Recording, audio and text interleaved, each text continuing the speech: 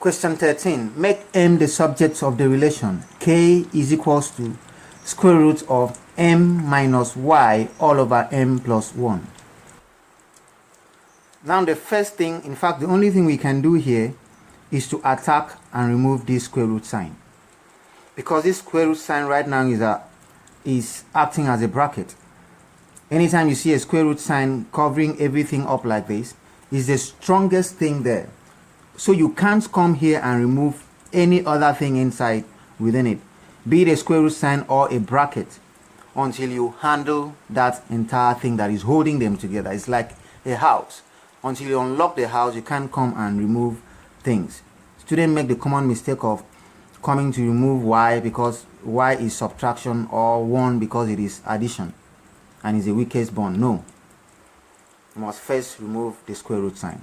So how do you remove a square root sign? By taking the square of both sides. So we're going to have this here, then we're going to have this entire thing here.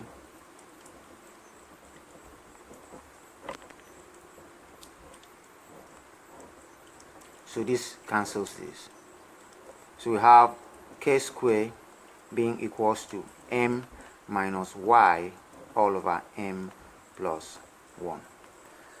Now we can cross multiply, and k squared will multiply m plus 1, and then this will be m minus y.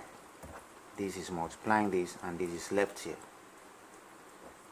Okay, now let's take this here.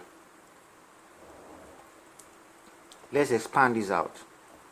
So you have k squared m plus k squared is equals to m minus y. I hope you understand.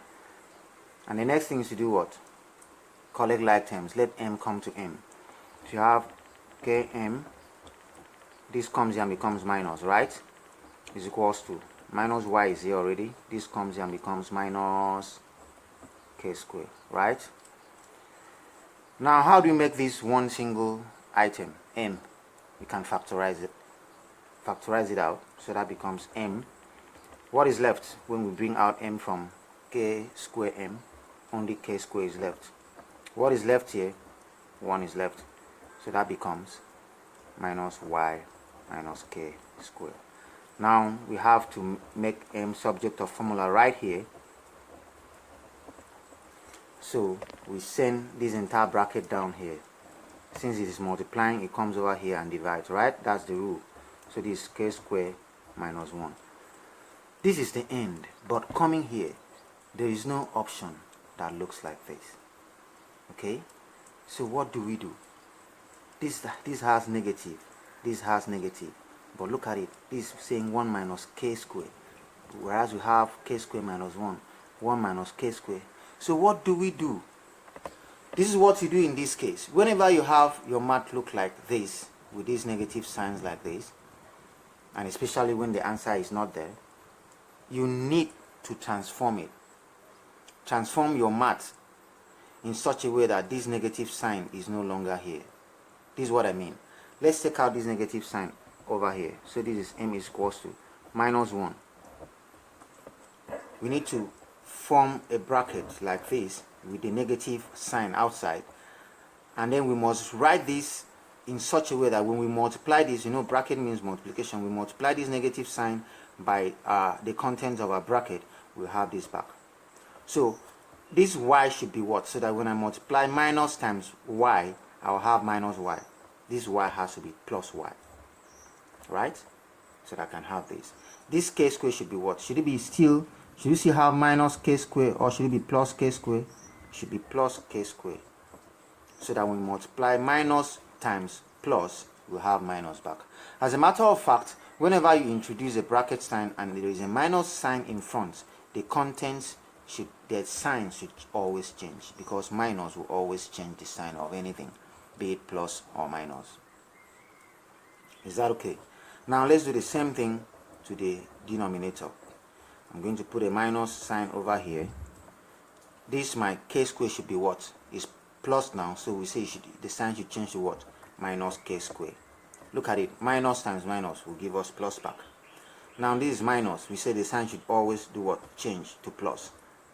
and look at it. Minus times 1 plus is what? Minus. So we have our work back if we are trying to go back here. Is that okay? But the beauty of it now is that minus can now cancel minus. So let's see our work here.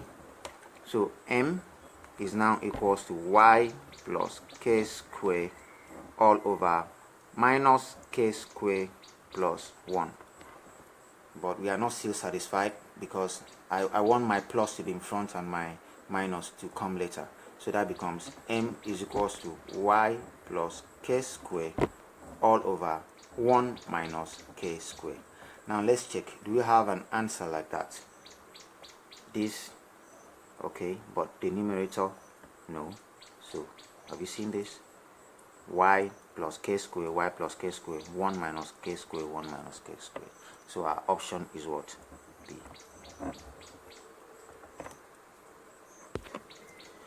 But if you have any problem with this spot, to avoid this is what you could have done at this spot, right here at this level. When we were sending this over here, try the other side, try the other way around. Send all the terms with m to this other side. So let y come here and become positive, let k still stay here, let this one come here and become negative, and let m still stay here. If you use that, your answer will come out without you having to pass through this. Okay.